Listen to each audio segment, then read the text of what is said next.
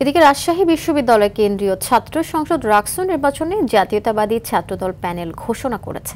বেলা 12টায় বিশ্ববিদ্যালয়ের শহীদ মিনারের পাদদেশে সংবাদ সম্মেলনে এই প্যানেল ঘোষণা করেন ছাত্রদলের কেন্দ্রীয় সাংগঠনিক সম্পাদক আমানুল্লাহ আমান।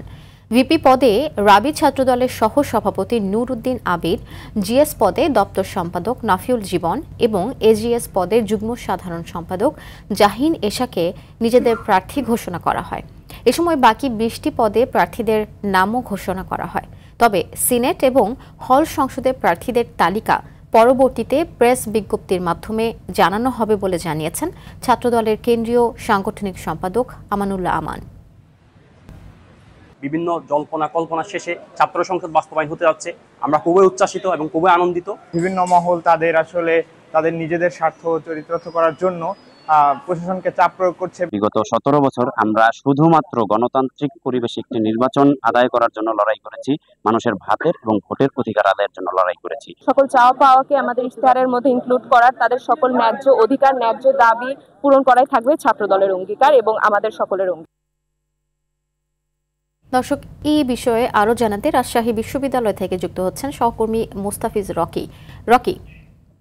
মনোনয়নপত্র জমা দেওয়ার বিষয়ে সর্বশেষ কি তথ্য রয়েছে আপনার কাছে, জানাবেন বিস্তারিত।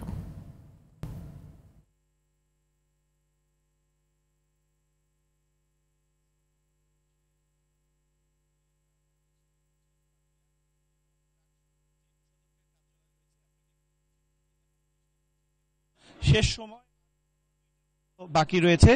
এই শেষ সময়ে কিন্তু যারা প্রার্থী রয়েছে তারা কিন্তু মনোনয়নপত্র দাখিল করার জন্য কিন্তু লম্বা আমরা লাইন দেখতে পাচ্ছি।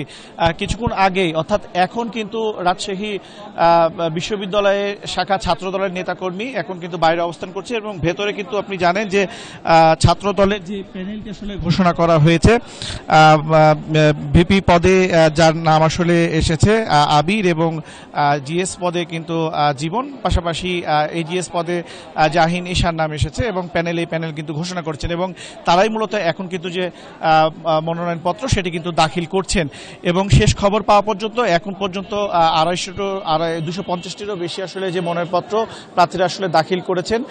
এছাড়াও বিকেল 4:30টার দিকে আমরা যেটি আসলে জানি যে ছাত্র শিবিরের পক্ষ থেকে একটি সংবাদ সম্মেলন চলছে এবং সেই সংবাদ সম্মেলন সম্ভবত তারাও আজকে তাদের যে প্যানেল সেটি ঘোষণা করা হবে। তবে আমরা বিগত কয়েকদিন ধরে এখানে কিন্তু সংবাদ সংগ্রহ করছি, তবে আজকে যেটি আসলে দেখছি যে বিশেষ করে রাকসু যে নির্বাচনকে ঘিরে আজকে পুরো যে বিশ্ববিদ্যালয় ক্যাম্পাস সেটি কিন্তু আসলে একটা আনন্দঘন পরিবেশ বিরাজ করছে এবং প্রার্থীদের মধ্যে এক ধরনের যে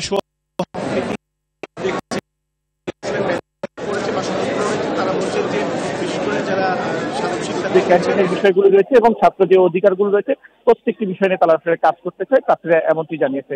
তো এই ছিল আমার কাছে রাকসু নির্বাচনের মনোনয়নপত্র দাখিলের সর্বশেষ পরিস্থিতি। ধন্যবাদ আপনাকে।